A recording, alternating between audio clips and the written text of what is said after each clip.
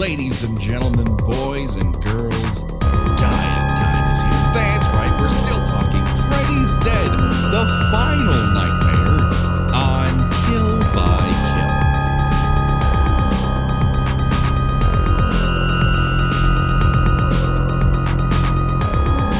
Well, greetings and salutations, Internet. It's your old pal Patrick Gena coming to you once again from 1428 Elm Street. This is the Kill by Kill podcast where we are dedicated to celebrating the least discussed component of any horror film, the characters. Now we're going to unpack all the gory details of Freddy's Dead, the Final Nightmare in the hopes that an indigent child who has suffered at the hands of their parents, that their death somehow will be made funny by us making jokey jokes about them. And as always, there's only one person that I trust, that if I need a ninja star, she will be happily sliding them across the floor to me, the one and only Gena Radcliffe. How are you doing, Gena? I'm good, but before we go ahead, I'd like to offer up a correction, a mea culpa, if you will. Okay. I said in the last episode that this is not so much a bad movie as a baffling movie. Mm-hmm. I just want to say I don't have so much pride that I can't admit that I'm wrong. I was wrong. This is a very bad movie.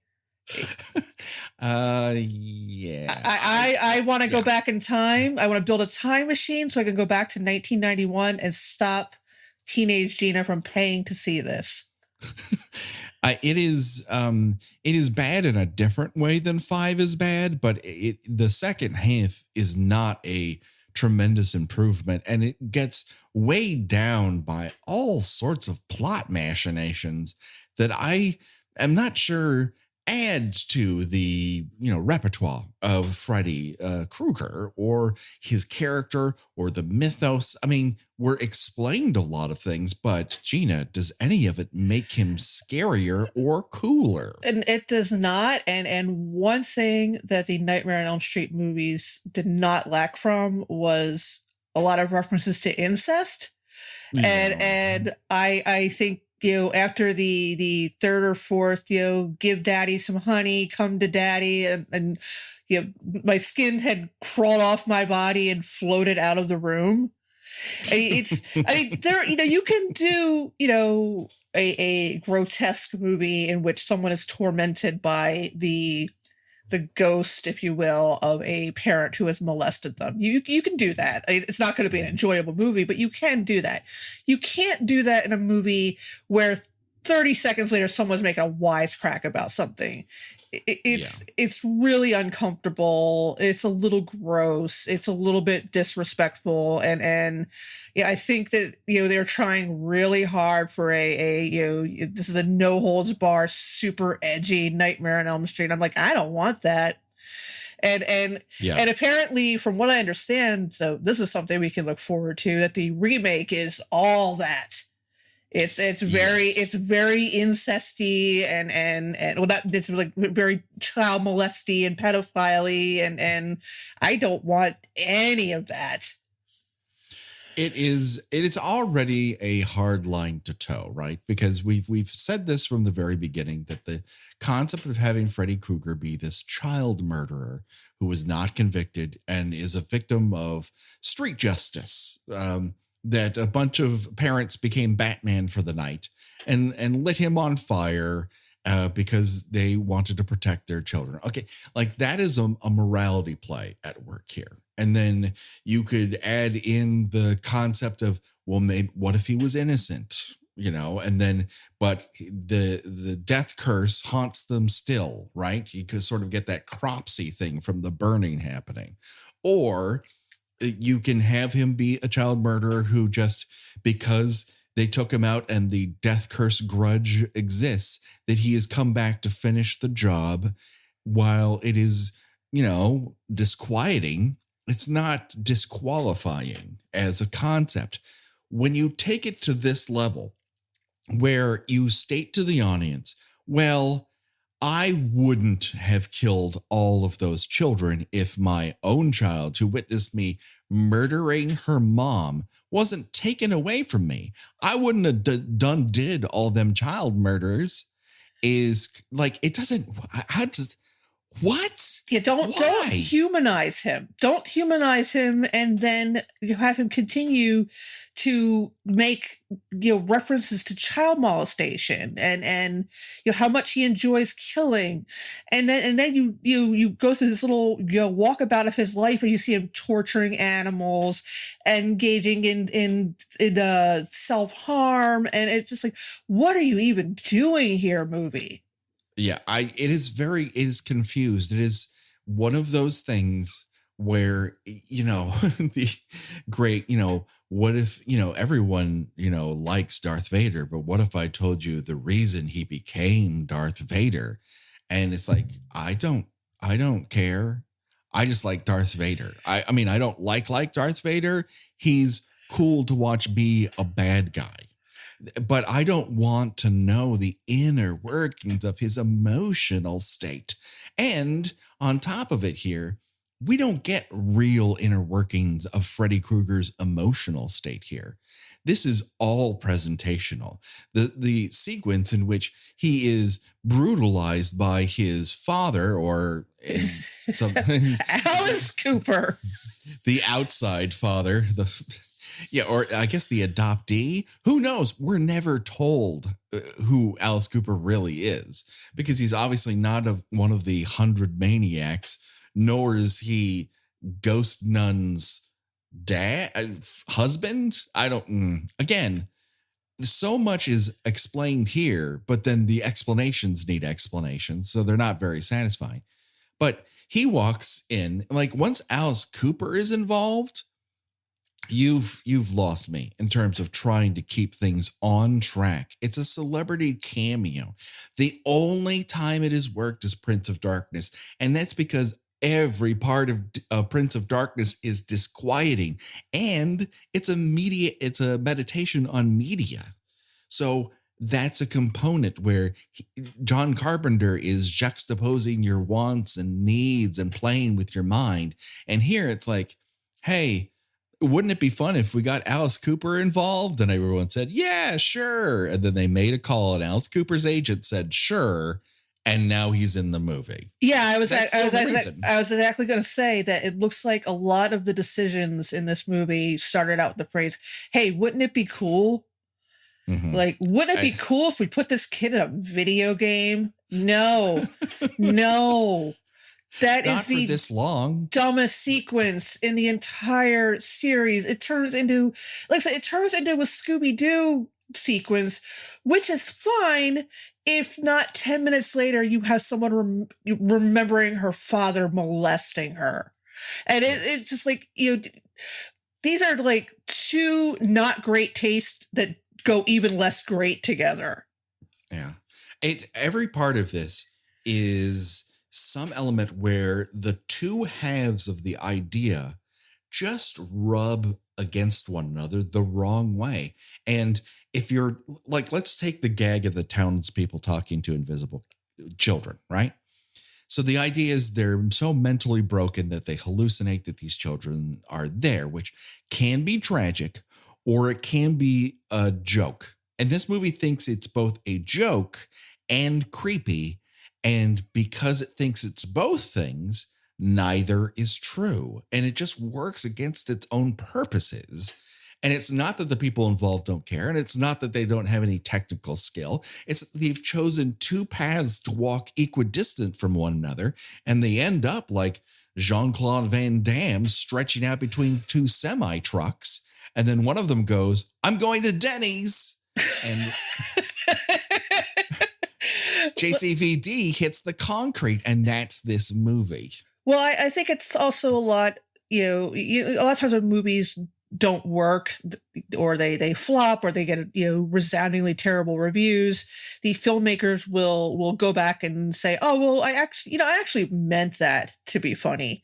A famous version, a famous example of this would be Showgirls. Yeah. And then recently, I believe Fred Durst tried to describe his movie The Fanatic as a, quote, black comedy. Oh no, he's Yeah, incorrect. it's not funny in the way apparently he thinks it's funny, but it's a it's a save. You're trying to save yourself. So in refusing to commit to any sort of tone or message or style or even a plot that is cohesive and gets from point A to point B in a way that makes any sort of sense at all, they can bounce off any complaint. It's like, well, we meant to do that, or we didn't mean to do that, or we left that up to the audience to decide. Yeah, and that's the thing about this, and pardon my hemming and hawing as I collect my thoughts. But when you decide to make a movie, there's an intentionality to everything that you're doing. And granted, that means you go in with an idea, but not so rigidly that you don't have spontaneity, that you're not listening to your crew and your cast. There's an entirely different movie made in editing than one that you produce when the cameras are on set and all that. We got that. But the decision here was, we are going to end the Nightmare on Elm Street series, and we're going to explain some things, but we also want to give the audience what they have enjoyed in the best versions of the franchise. And those things don't really jibe. They don't work together, and they end up harming the other purpose. That video game sequence lasts forever. And it doesn't matter that the undercranking and the wire work are okay-ish, but they are so out of league that from everything else that's happening in the movie, that the cool stuff that's happening, the hallucination of the groovy colors that come out of the TV and how that wall disappears behind it, like, that's a good gag. If this movie was more that, I would be into it, but it isn't. It's really dedicated to over-explaining Freddy Krueger and his skeleton sperm pals. Yeah, which is also, again, something that's never come up before.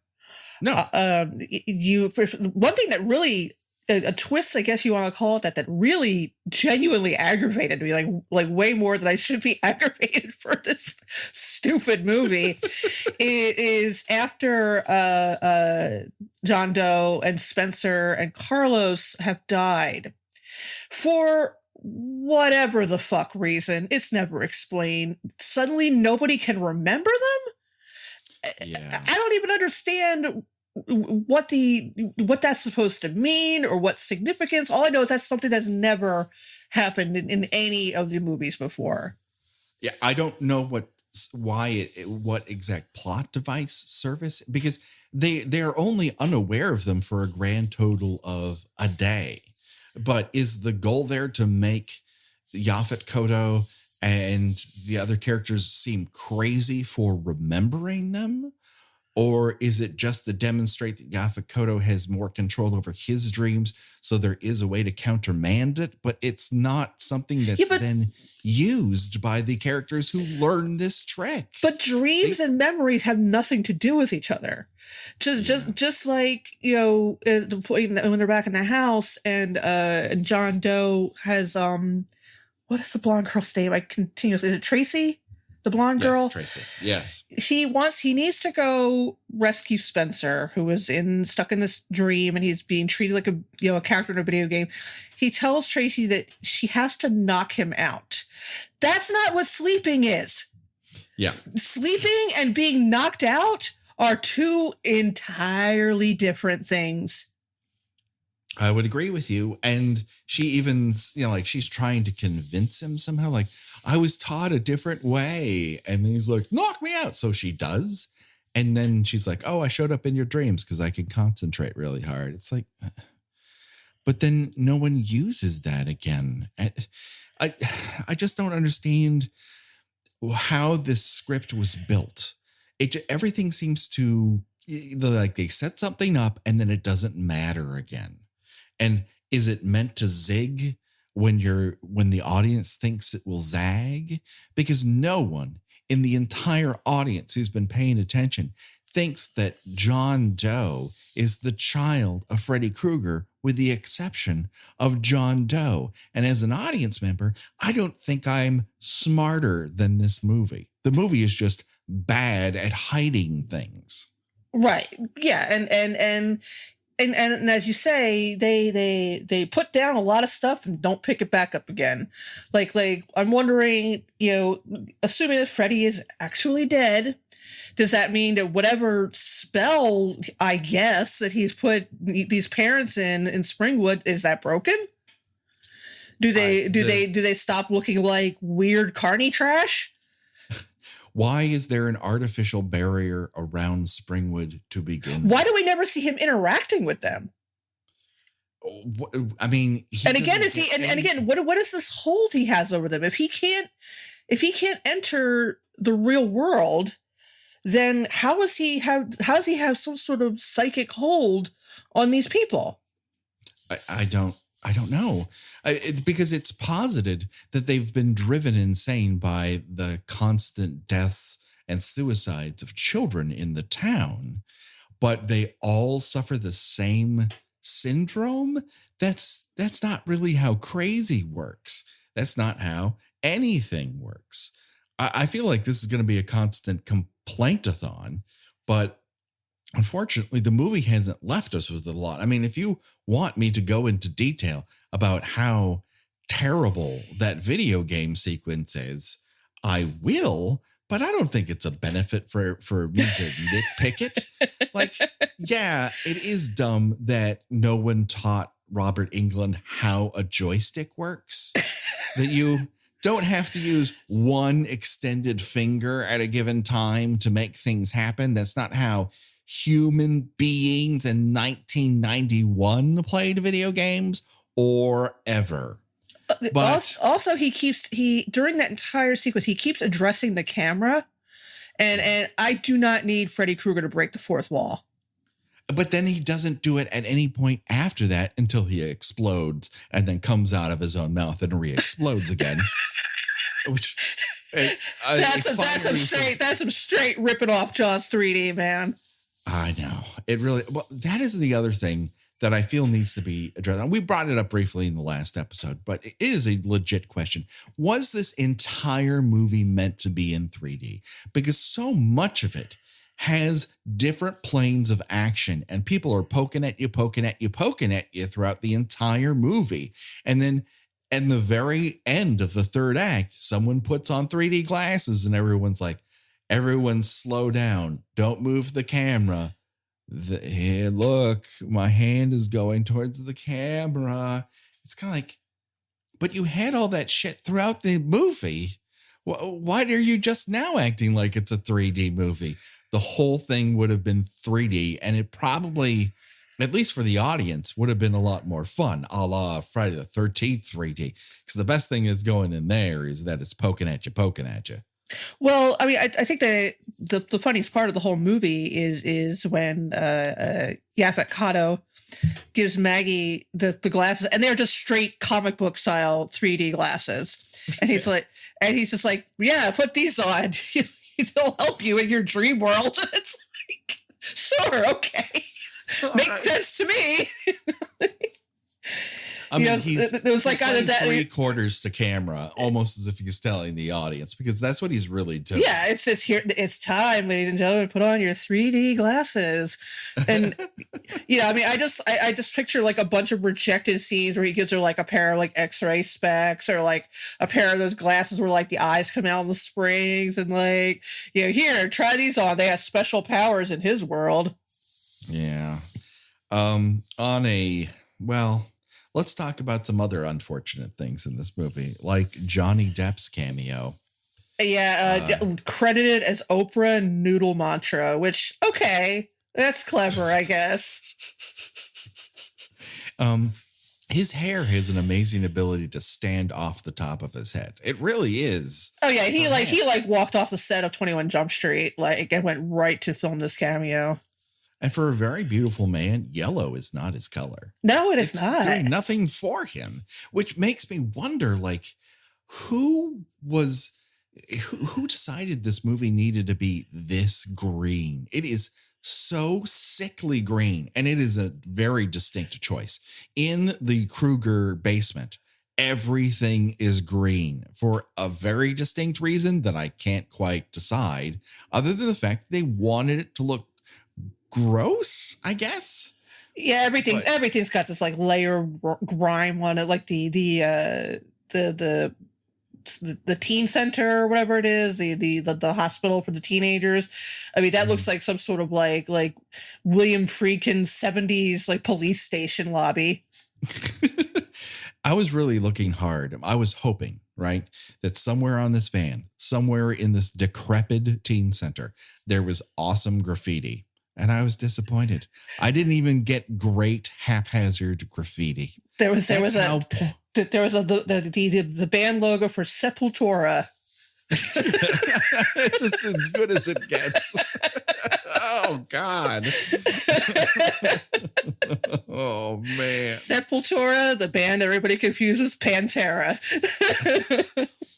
So in the Facebook group, the concept was brought up from a website that has never been right about anything. So I'm not even going to say them by name, but they've never covered any story that has ever had a scintilla of truth to it. They just put out ideas into the world. Apparently, somehow that pays real money. But the concept that they were trying to put forth was that there was a secret idea that Nancy was somehow Freddy Krueger's actual child. And that's why he toys with Nancy for so long. And no, I just want to put that out there. I know I said it in the group, but I want everyone to know there's no truth to this idea. And when you watch the movies, there's nothing that bears this out.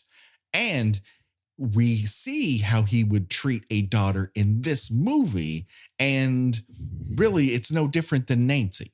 So I don't see how there's any evidence that Nancy gets it any less than anyone in this movie than Maggie does. Other than the fact that obviously Heather Langenkamp has much better hair. And she's a much better actor. Not that that's saying much. I wouldn't take much effort to be a better actor than Lisa Zane. She is unwilling, unable, or just I'm not sure. You could add it to any word, but she does not come off well here. This isn't. She doesn't. She's the least convincing psychiatrist. She should never be left in charge of anyone. The scene with Spencer in the video game, she looks mildly perturbed. Yeah, she looks like someone told her there will be no red vines at the craft service table, and she's like, "Oh." I mean, when the actor who's playing you as a little kid mops the floor with you, as far as acting is concerned, you've made a terrible mistake. It is not a great performance, but you could put a better actor in there, like Yaphet Kotto does just fine in this movie. As absolutely pointless as his character is, he does all right with it. Well, maybe you're just grafting the gravitas onto a person who had appeared on camera for 2 decades prior to this being filmed and everything, or he's just that much better an actor. And I would put both of those up for bid. But, he's asked to do absolutely ridiculous and dumb things in this movie and say dialogue that is laughable at best. And you never feel like he's not giving it the dramatic weight that it requires. You don't feel like he thinks he's too good for any of this. And there's a lot of 90s, like, I'm unattached and I'm too cool for this. Like, hey, man, I remember all the lyrics to Conjunction Junction. I don't really need to act in this movie. Ooh, sick Ethan Hawke burn. Let's just say you've never lived down that role. I'm sure, and I know that he is a very good actor in a great many roles. But let's just call it what it is. He did not start out as a brilliant actor. No. And that movie is the worst. It is the worst. It is. Yeah. It's for a movie that's supposed to be for us, about our people, our struggle. It was no. No, it is terrible. I did not. The last thing I wanted to hear when I came home from my $6 an hour job is that if you got a job, you were selling out. Oh, the villain of the piece goes, "Hey, that thing that you made, I'd like to put it on television." She's like, "No, I'm too good for television. How dare you edit my art? Look at you now. Guess who's all on television? All of you are." Fucking, I hate that fucking movie. Just the worst. Anyways, I have only one finger of red wine left. Tracy has a line reading when she enters into the dream where she looks around and she goes with John. She goes, "This place is incredible." No, it isn't. It's a warehouse. You're not like at the gates of Valhalla. It's a real practical location warehouse. There's nothing incredible about this. So if you show up to the location, it's like, well, it's just really a warehouse, no matter how we light it. Perhaps we should change the line. Nah, keep it. Yep. Don't keep it. Just change the line, everyone. Oh, boy. I did enjoy Freddy snapping towels. That was a nice callback to the video game sequence. But was it an intentional callback, you think? I do think it is semi-intentional because that's where the whole Johnny Depp thing comes from. That's where the Dream Warriors comes from.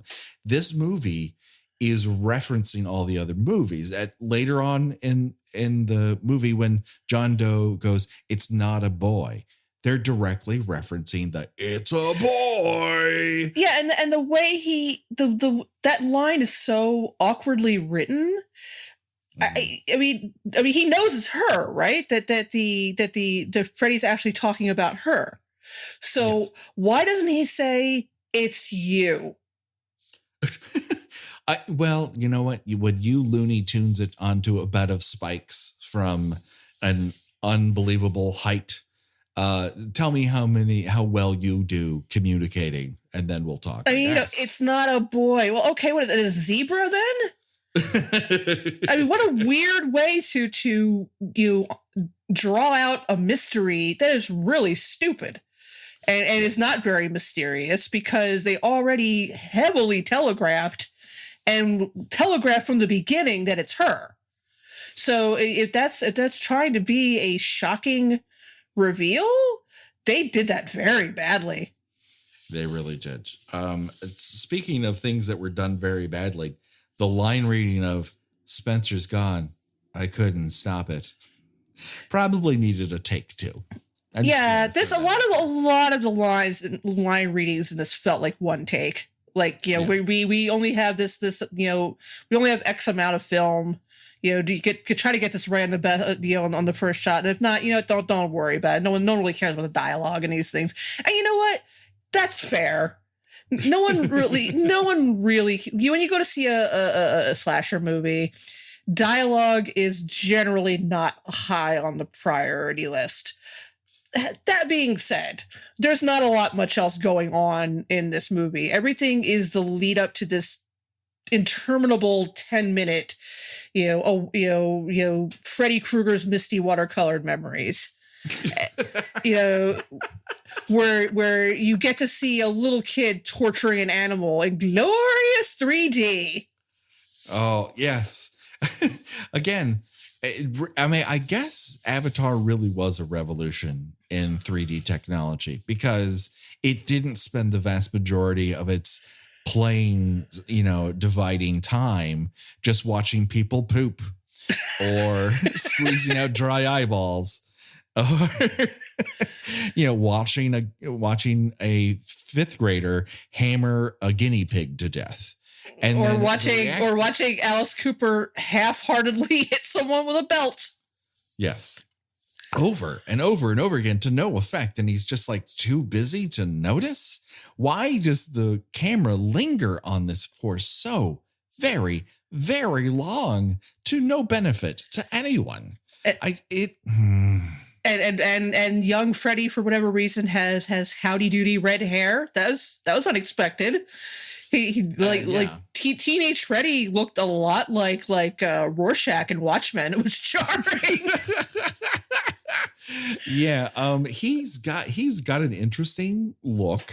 I'm trying to. Oh yeah, he looked like Nat Faxon. If anyone remembers Nat Faxon, he's still on TV and he appears in movies. He's not like gone and lost forever, but maybe his most ubiquitous moment was about 4 years ago. But Nat Faxon was in The Groundlings with Becky, and so anytime he shows up on screen, I'm like, "Hey, Nat Faxon." But he's got very distinct teeth, and so does Teen Freddy here. When he's done slicing his own stomach. Apparently he harnesses the Roadhouse ethos that pain don't hurt. And then we see Alice Cooper smack him for forever. Yeah, someone in the making of this movie thought that they were very clever and very insightful, in figuring out how a serial killer is made. They all they were missing was him like wetting his bed at some point or setting a fire. That's all they were missing. But you got the torturing the animals, you've got the self-injury, you've got the abusive parent. It's like, oh good, someone read a book. If someone had peed to bed in 3D, that would have been fantastic. That would have really amped this movie up to fantastic status. Another line rating that Tracy gives is she shouts, "It's traveling time," which is definitely something a human being has said. So let's put that down on pen and paper. Not in pencil. Make sure it's ink. That's a permanent thing. I did enjoy Chub Rock making an appearance. Oh yeah. Because that definitely sounds like music she would listen to while working out. Yeah. Totes for shows. Oh my God. Okay. I'll praise this movie in one sequence. So Dr. Maggie sneaks out. I don't know why she's sneaking out of the place she works, but she walks down a very grimy street, and it's a very direct reference to cat people, the first one, the black and white cat people. And I think it's actually shot well. So good cat people reference. And again, and again, is it intentional though? Yeah, no, that has to be intentional. There's no way that was done for any other reason than to provide atmosphere and make a reference to a movie that the director obviously likes, and she should. It's a great fucking movie. But it just shows that like there is technical skill involved in this. Like it's not a bunch of doofuses who don't know what they're doing. It's that all these very smart and capable people decided to do something stupid. Well, yeah, well, that's the thing. I mean, the video game sequence, while very, very, very long, I think that in the end they had about 50 minutes of movie and then padded it with an additional 40 minutes. Yeah. It's not bad. I mean, it's on a technical level certainly for 1991. I mean, it's silly looking. It very much has a Looney Tunes Scooby-Doo kind of aspect. I mean, they even make the running sound effect like a Scooby-Doo. Yes. It's not bad. It's so tonally off from, again, the incest references and the Maggie witnessing her mother's murder when she's a child. And it's just like, you can't, be putting that stuff in a movie and then having jokes on top of that. It just doesn't, it doesn't, mesh together well at all. None of this works well. I have to believe that some of it is like everyone involved in this movie saw Evil Dead 2 and they're like, oh my God, that's so brilliant. Like how it rides the line of outrageous, outlandish physical comedy and abject terror. Like, it is crazy and it is funny and it is so very, very gory. It's disquieting. Well, But Evil that's Dead the 2, genius of Evil Dead 2. it's funny in an uncomfortable way. It's funny because you are watching someone basically lose his mind. Whereas, in this, it's just like, oh, look at this kid bouncing up and down like he's on an invisible pogo stick. That's funny, right? It's like, I suppose, sure. Yeah. The one thing during the flashback scene to Maggie's childhood and her discovering the secret cache that Mrs. Krueger walks out of the basement saying, "I won't tell." Like, has he already started killing people? Because again, they're contradicting their own mythos. Has she found like body parts or something in there? But all of those prototype gloves, and by the way, newsflash, everyone, there were prototype gloves. Like, some have tiny little hooks and some kind of have nails on the end of them, and I tried a bunch of variations. I just want to wish there was like a bonus feature of him just trying all these gloves and like nah, and then like putting one on, like all the parts fall off, or like putting one on, he's got like little tiny chainsaws and just like nah. Doesn't work. It's going to be too noisy. I'm not going to be able to really sneak up on anybody. Get some with just forks. He's got amongst the things he has hidden in his basement is a plate of cookies. And I finished watching it about an hour and a half ago. I'm still trying to ponder what that is supposed to mean. Is he setting out cookies to draw in children like a kitten with a bowl of milk? Is that his plan? Yeah, it's what real estate people do when they bake cookies in a house that they're showing just to make it seem like a home. So he's luring children in, and then he's like, "Hey, you want to see my jar of snakes? What is the jar of snakes doing there, Gena? How does that help him in his quest to kill 20 plus children?" But hey, and Mrs. Krueger, like she's saying, I'm not going to tell. I'm totes cool with this. If this is what you're doing in your off time, it's like, nope, you got to die. So let me get this straight. When we are originally told of the backstory of Freddy Krueger, it is that he was this child murderer who was brought up on charges, and because they could not execute the search warrant properly, that all the evidence was thrown out, and so he was not convicted and set free. Does this mean that the murder of his wife went uninvestigated? That he got away with that? With the murder of his wife that he did in broad daylight in his backyard. Yeah. That's the thing. Like, either this movie proposes that her getting taken away from him starts his life of child murdering, but we're also presented with visual evidence that he's already done a bunch of child murdering. His wife is willing to be quiet about it, and he kills her. And then Maggie gives him up to the police. So which one is it? Because the movie actually posits both. Right. And that's what I'm talking about. Is they put down a lot of things, sometimes the same thing in two different versions. And they never pick it up. It's just, I just don't understand why it needs to be so grandiose in so many ways. But then it's like anytime there's supposed to be a major confrontation, it's so small stakes. Like, they have people falling out of the sky and giant effect sequences where houses transform into other houses. And then people have a fight scene, and it's just two people in a room, again, having a so-so kickboxing match. Why does New Line believe that kicking Freddy Krueger is something that makes for riveting cinematic work? We've seen this now over and over and over and over again, and it almost never works out. Yeah, but here this movie gives it to you again. Apparently, Springwood has one of the best kickboxing teams in all the United States. Who would they would go to the Olympics, but everybody ends up getting killed. At least the last time I was given a sensual dojo during an Invisible Man fight. Here, just every single time you're physically confronting Freddy Krueger, it turns into this weightless brawl where no one takes any real damage and it doesn't matter. So why are we wasting all this time having fist fights with fucking Freddy Krueger like we're on the Fall Guy? Like, this should mean something. I'm not sure.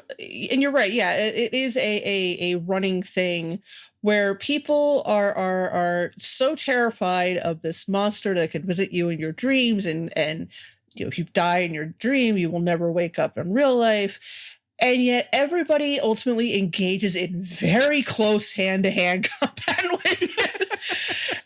And, I'm not going to get that close to someone that has been terrorizing me in my dreams. I don't care what sort of, super dream power I have been given. But ultimately, everybody ends up getting way up in his face and hitting him and touching him. And I'm just like, why would you do that? Why would you get that close to him when you know perfectly well what he can do? At least the Tracy fight, like she picks up an object and uses that coffee pot like it's a mace. And you're like, oh, okay. I mean, I guess, but it doesn't do any real damage. She's not winning that fight. She's elongating the scene. Either it does damage and he's actually hurt by it because he doesn't have enough souls in his body or whatnot, or it doesn't. And then the insult to injury is when he starts cutting off his own fingers and recounting the very many ways people have tried to murder him. And he uses, like, they tried to burn me, they tried to bury me, and then they tried holy water. Like, are you Oprah? What the fuck is happening? Does everyone get a car? Do you get a car? Do you get a car? Everyone gets a car because of holy water. It's just like, it doesn't work comedically and it doesn't make him scarier. So what's the point of any of this? It seems like a real swing and a miss is what it comes down to. I'm not angry. I'm disappointed. Listen, I got angry at the whole, what are you talking about? There were never any kids by that name here. I'm like, what? What is this? Now these people are suffering from some sort of, psychic, shared delusion that, these three kids that, were in their teen clinic, suddenly they don't remember them anymore. Why is this a thing now? I don't know. And again, it comes to nothing. It comes to nothing. Maggie has a 45-second conversation with her boss, and her boss is like, well, maybe you should get some rest. And then that's it. That's it. So why did they need to be forgotten in the first place? Why do we go through this rigmarole? How does it complicate them trying to kill Freddy? How does it make it more difficult? It doesn't. Do they suffer any consequences for it? Nope. It would have been more interesting if they had fired her for getting two children disappeared under her direct supervision. That would have been consequences. Yeah, and she has to figure out how to do this on her own. Yes, you're not allowed in this facility. I don't want you talking to any of these children. You're fired. And somehow that makes her ability to then combat Freddy picking off kids now in this facility more difficult. You know where they actually accomplished that? Weirdly enough, with Craig fucking Watson. Of all people. Dream Warriors.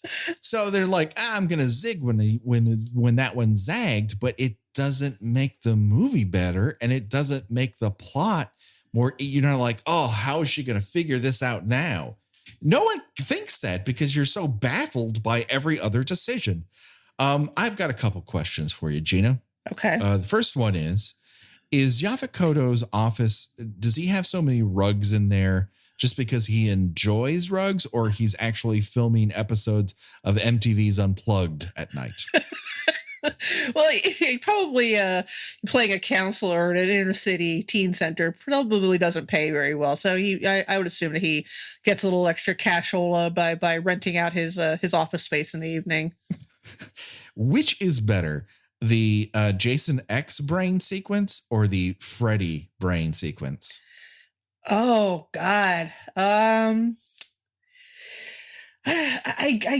guess the Freddy sequence. I mean, again, I don't think that every character needs to have an explanation about why they are, the way they are. I think that it's a little more creative, but in a way that it's in a bad way, I guess. I do love that she goes inside his mind and all of a sudden it's got it kind of looks like the subway set from Michael Jackson's Bad video. But all the doors have dented, pounded tin shields on them that conduct purple electricity. Is that how brains work? Is that how anything works? I was going to say this would be a good. Someone should do like a whole series of movies in which a character physically enters, at least metaphorically, another person's brain. Because you've got like Dreamcatcher. Mm-hmm. You've got the very recent Doctor Sleep. There is a pretty much a scene in which you're entering another character's mind, and just which one is the most ridiculous rendition of what the inside of someone's head would look like. I mean, I do like. I don't know if you've seen Doctor Sleep. I did like that it was basically treated like a giant library card catalog, which I thought was pretty clever. But that's the Direct King reference to Dreamcatcher. That's right, because it was all filed. It was all file cabinets and all. And I think that's kind of cool. Here looking like the set of a damn Yankees video. That doesn't really work for me. I think that if you want to, you either. If you want to go dark, which it seems like they kind of do with all the, again, I keep harping on it. There are so many references to incest and child molestation to this. And it's really, I mean, again, I am dreading the remake. Dreading it because from what I understand, all that, and yeah, it's very much heavily focused on that. And so if you want to go dark, I mean, have a bunch of screaming souls. It is, have it look like his brain is filled with cancer and worms and don't make it look some sort of like hair metal band set. I find it mystifying that not only did New Line Cinema try this with the last Freddy Krueger movie here, and this is we're basically sealing this franchise off here because the next one is a meditation on not only nightmare movies but horror movies writ large. And then you have a remake, which would not have existed for any. It's not a sequel. It's not continuing anything. It's simply a recreation with fancier special effects. So if we're just looking at Freddy's Dead here, they try this thing where they explain Freddy's backstory, and the only way you can really kill Freddy Krueger is with a family member.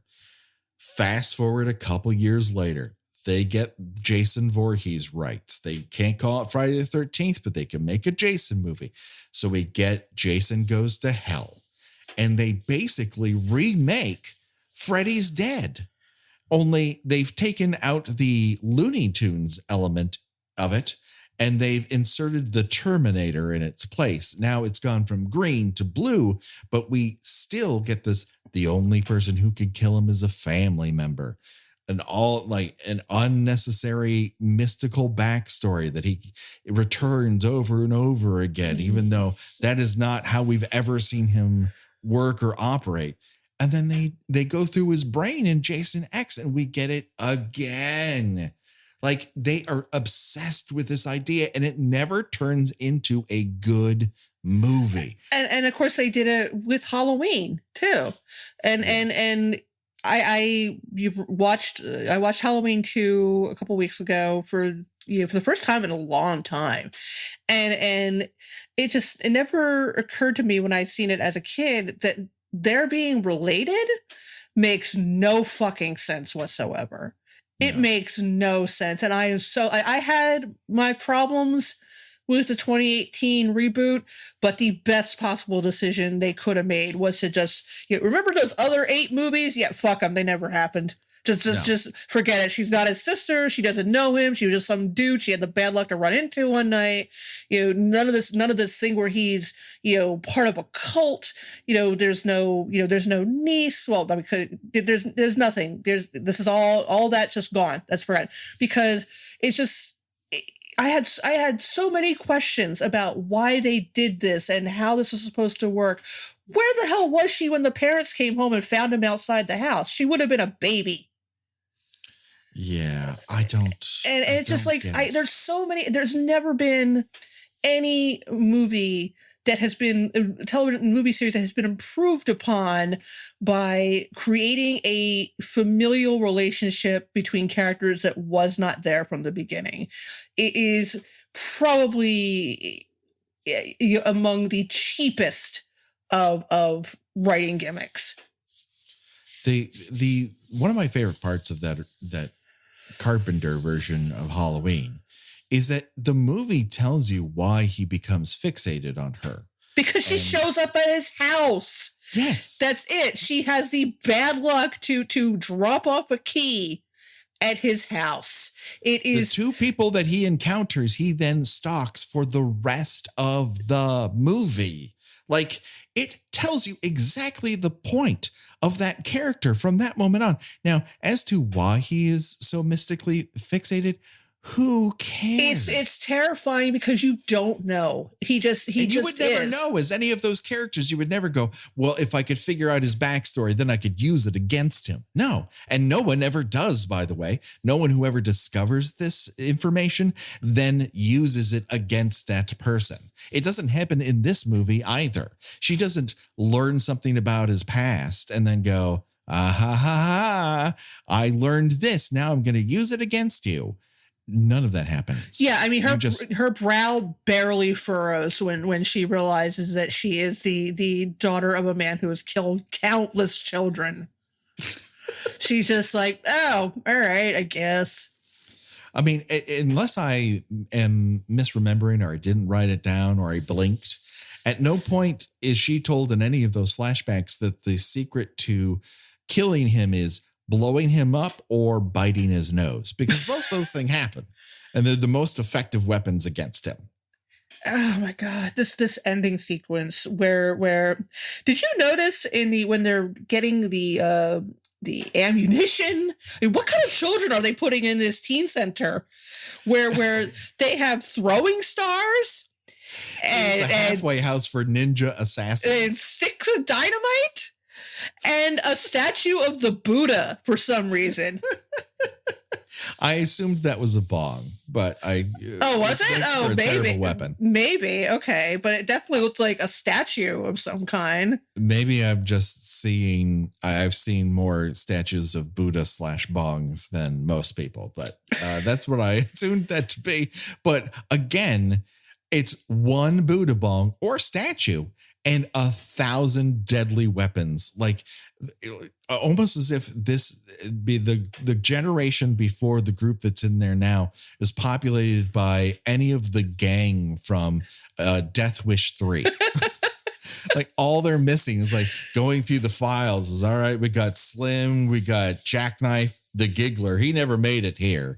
We've heard about how they lamented his passing before being interned here, but it's like one of those mafia movies where you have to put relinquish your weapons if you can go meet the boss, and like you've got the gun under your jacket, and you got the gun across your back, you got the gun on each ankle, you've got the little gun hidden inside your sleeve, and it's like, where is this town and who were these teenagers? Yeah, apparently they're part of a Mad Max gang, or they were. I honestly, if someone had pulled out a rocket launcher, I would not have been surprised. Again, with this movie, with references, Freddy gets pinned up against this wall like Carrie's mom. And because in addition to being a crack child psychiatrist, Maggie's also really, really great at throwing knives. I guess because the glasses disappear after Freddy dies, that somehow part of his magic comes with him, because I guess it always on the outside? I don't But know. is he good at throwing knives? Well, I guess not, because he has to affix them to his hand. But also, we've never known that he's good at flying on a broom until this movie, and yet we get to see that. Oh, we don't know that he lives inside of parachutes. This movie was poor, and I just want everyone to know, I went into it hoping that I would just be, that I would be relieved to find out it's just a goofy lark and there's a lot of fun to be had if you just let it wash over you. And no, it wasn't. I tried to let it wash over me, and it wasn't fun, and I didn't enjoy it. I wish I could remember. This was, I seen this during a long period of basically just going to the movies because I had nothing better to do. I think I saw Dr. Giggles around this time period. I'm very interested to re-see Dr. Giggles because I remember almost nothing. I don't remember anything about it either. But yeah, I definitely, as I said in the last episode, I remember what theater I saw this in. I'm pretty sure I remember who I saw it with. I think I saw it with a large group of people. I don't recall in the slightest what I thought about it at the time. I mean, I am sure because I was a teenager, and teenagers are absolutely known for their sterling taste in film, that I probably enjoyed it more than I did now. But I'm just looking at this, I'm like, this is fucking stupid. I mean, it's, with the Dream Child at least had an interesting idea. And then someone had to bring in their very strong feelings on abortion into it. And that kind of really sunk that ship for me. This one, I can't find the idea that they started with. I think someone really liked, I think they wanted to make a little Twilight Zone. I think they wanted to, make a little Twin Peaks. They wanted to make a little John Waters, and none of it works. I mean, if you look at it in comparison to the first Nightmare on Elm Street, that movie is so simple. It's so direct in what it's about. It's, one plot, get you there in a cool hour and a half. You're never confused at what's happening. There's never any, jarring tonal shifts. It's, they're not trying for humor, which is good, because, the problem, with horror comedy is, again, it's tone shifts. And that's one of the reasons why I liked the 2018 Halloween. But I thought that the tone shifts were a little much. And there's only a small handful of horror comedy that can do it well. Your American Werewolves in London, your Shawns of the Dead, they managed to strike that balance very well, and it's hard to do. Yeah, and Cabin in the Woods would go there for me. Yeah, Cabin in the Woods. Army of Darkness. I mean, you could argue if that's really horror or not. I would say probably more of an adventure movie, but there's some horror elements to it. But here, I mean, and again, I hate to harp on this, but when you have, someone, obviously traumatized from incest, having a flashback of an encounter with her father, and then you got Freddy saying, "Come to daddy." And it's just like, oh God, just stop it. Pick a tone and stick with it. And the end of this movie where, he and Lisa Zane are on top of one another. They look like they want it. They look like they're going to start making out once or twice. And it's really disturbing. I was shocked. Yeah. What? I mean, it is well established that this person is his daughter. And so there can be horror in transgressivism, how should I put this? And transgressing norms, right? You could argue that that's all horror is, because we have an idea of what normality is, and then horror takes that in a way that disquiets us, and therefore we're unnerved, and that leads to shock and surprise, and we're grossed out and all that stuff. But I don't get that from this. It just looks like they really wanted to hump one another on set, and the camera kept running. It is not good, everyone. No, Not and good. and the it tries to ever briefly hint that she's going to put the glove on and suddenly she's going to want to kill, and it's like, again, that's something you've never established up to this point, that the glove itself has magical properties that if the person wearing it will want to kill, or that she has violent tendencies that she's fighting against. Like, if you wanted to make that movie, you could have. This movie chose not to, and then insert the idea at the very end, as if putting on this dream glove is magically going to make her go, oh yeah, I do want to murder some children. Thanks for letting me know.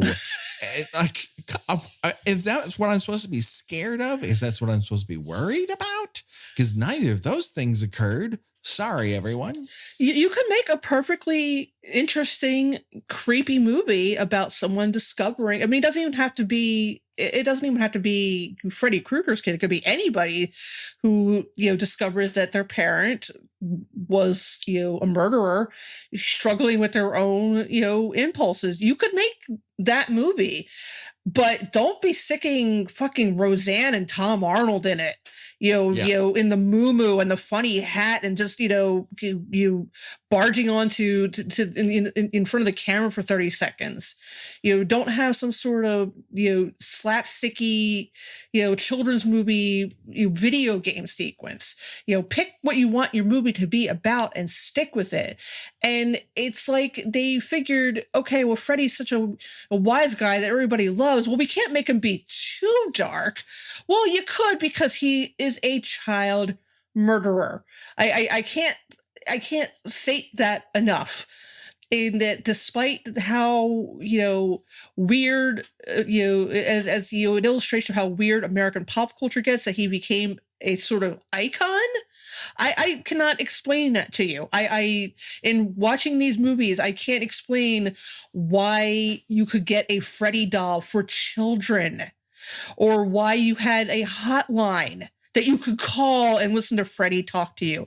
I can't explain that. It's very weird. And the fact that after a certain point, he had to be very wisecracky and eliminate any real notion that he actually was scary.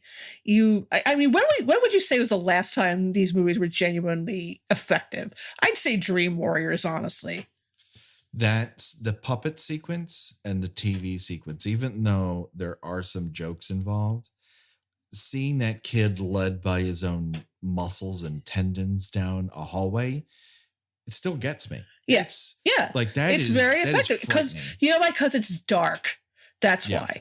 And they weren't afraid to go there. Here, the only dark place they were willing to go to was incest jokes. And it's like, who wants that? Nobody wants that. Well, it's again, we're rubbing up against the tonality thing, because Carlos, and that is genuinely disturbing that his mother would torture him this way. That is disquieting. But it has no place in the same movie that has Looney Tunes references. That they are different films, and joining them together just makes them both look out of place. And you negate any of the impact of either the humor or the disquieting nature of these children who were put in terrible harm by the people that they trusted. These are two things that just don't work well together. It is not a peanut butter and chocolate sitch. No. I do not care for this movie at all. I like I said, I want my money back from seeing this in the theater 19 years ago. I want my money back. So would you recommend Freddy's Dead? Absolutely not. We didn't even get to the ending where she literally says the title of the movie. God, just the smugness of the filmmakers. Your job well done. And I'm just like sitting there just shaking my head with this grimace of distaste on my face. It's like she lost a bet at lunch and was forced to say it. It is not great. Oh no, my God. No. And then the mitigated gall to spend the entire credit sequence congratulating yourself for the great scenes in 5 other movies up until this point is kind of like, I'm not sure we learned anything from this, folks. Well, it's always good to be reminded of better movies when you're watching a bad movie. It's not even a saga cell. It's just a little like they stood up. They it's like you went to a Broadway play and the cast went into the audience and stood up out of empty seats and started clapping for themselves. Oh my God. It's like Tony and Freddie's wedding. So yeah, that's Freddie's dead. I think we done did it. This will be interesting from this moment on because we're unmoored from a lot of responsibility. If I almost had to do it over again, I would not have promised New Nightmare and I would not have promised the remake. We said it. We got to do it. We got to do it. Here's the plan going forward, right? After this, I think we're going to take a little bit of a break because it's going to be Christmas time. It's going to be, Hanukkah. It is the time to remember our religious connections in this world. So we're going to watch a movie about the rebirth of the devil. Awesome. That is one of the craziest fucking things I've ever seen in my life. The entire time I was watching it, I was texting Gina going, please leave work and start watching this movie now.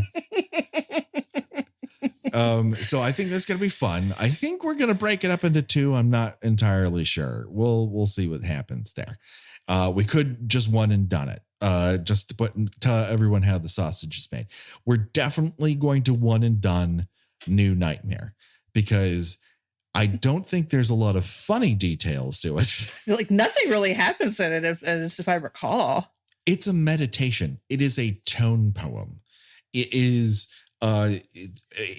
really not too, I don't want to get too far into what it's proposing to do, but it's really a meditation of a person who is recounting his own career and wondering if he's made bad choices. Well, he didn't make Freddy's dead, so no. And I think New Nightmare has lots of interesting things to offer, but I think it's like this. It's going to be more of a general discussion and then probably pointing out some funny bits, but I don't think we're going to elaborate it. Then we might take a breath there and just try something completely different. And then we'll do the remake. God help us. And I'm not sure how we'll tackle the remake. I'm not making any promises. At very worst, we're going to cut it in half because I don't like taking an hour of complaining about something. I do wonder, and this is weird to say on something I'm not going to edit out, whether or not us just complaining about something for an hour is entertaining. I think it is, though. I know we make each other laugh, and obviously we make enough people laugh that they come, but it's the weird time of year where, people kind of like hold off on listening to episodes until January. I don't know. They feel weird about putting us in their ears around their family. That's just, I'm riffing as to what it could possibly be. But anytime after Thanksgiving is not exactly a road to we're hitting the top of the charts. And then we have Freddy versus Jason. And I am both looking forward to that and dreading it at the same time. I think a lot of people have asked us if we're going to cover that one. Yes, we are going to cover Freddy versus Jason. Yes, we have to. It's going to take us roughly about 6 months to get through it. Yeah, it has. Patrick's son will graduate high school by the time we finish Freddy versus Jason. That might be a Jason X sitch. Like, I'm really going to have to plot it out like an old school Friday the 13th because the sheer volume of deaths in the movie per capita is pretty spectacular. And then we're going to have to confront that Christmas sweater scene. And I'm not looking forward to that at all. So, nor am I looking forward to someone getting drunk because their boyfriend died and her being taken advantage of at a corn maze rave. That's another part I don't like of that movie. And I haven't watched it in over a decade. So those are my two impressions. I know those two things are happening. And it was a grave disappointment in comparison to Bride of Chucky, which is one of my favorite 90s horror movies. Sorry, y'all. Love it. It's very blue, but it also is a lot of fun. That is a horror comedy that works. Yes, a horror comedy that works. That is Bride of fucking Chucky. That just for that Damien Blaylock scene alone. That's just like that's comedy gold. That's that sequence where they meet the honeymoon swingers who are trying to steal their wallet. And then Chucky throws a champagne bottle into the mirror.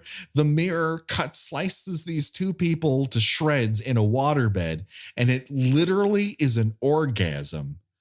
And then Chucky goes, I think I love you.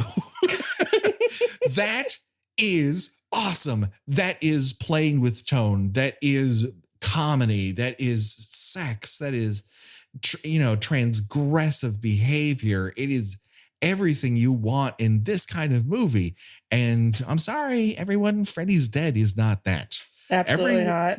The director went on to much better things, everyone. She survived.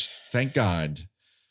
She makes great Doctor Who episodes. She makes great Game of Thrones episodes. It's all right. She should be making movies, but, we live in a society, as I've been told online. So we're not even fucking choose your own death venture. You know what I choose? Life. Yeah. Life outside of this movie. I choose getting my money back. And so that just about does it. Please rate and review us on iTunes. We've kind of hit another lull. So if you haven't rated and reviewed us on iTunes, I greatly appreciate it. It helps us be seen and heard by more people and bumps us up the charts beyond just our listens. It is actually important. And if you love a podcast like ours or like any podcast, please rate and review them. It actually does help. Gena, where can people find you on these here internets? I have my own website, in which I write about TV and movies and pop culture at GenaRadcliffe.com. I am also a writer at thespool.net. I am currently recapping His Dark Materials, which is written much better than Freddy's Dead. And I'm also on Twitter under Porcelain72. We're on Twitter at KillByKillPod, Instagram at KillByKillPodcast. We have the Facebook group and page, depending on your level of commitment. And that just about does it for this time. We'll see you in a couple weeks, everybody. Until then, goodbye. Bye.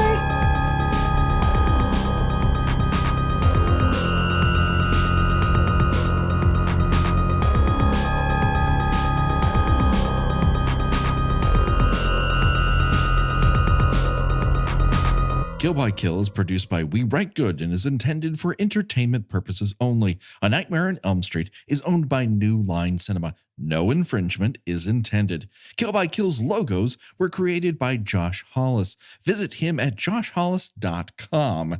The Kill by Kill theme was created exclusively for us by Revenge Body. Get the whole track and much, much more at revengebodymemphis.bandcamp.com today.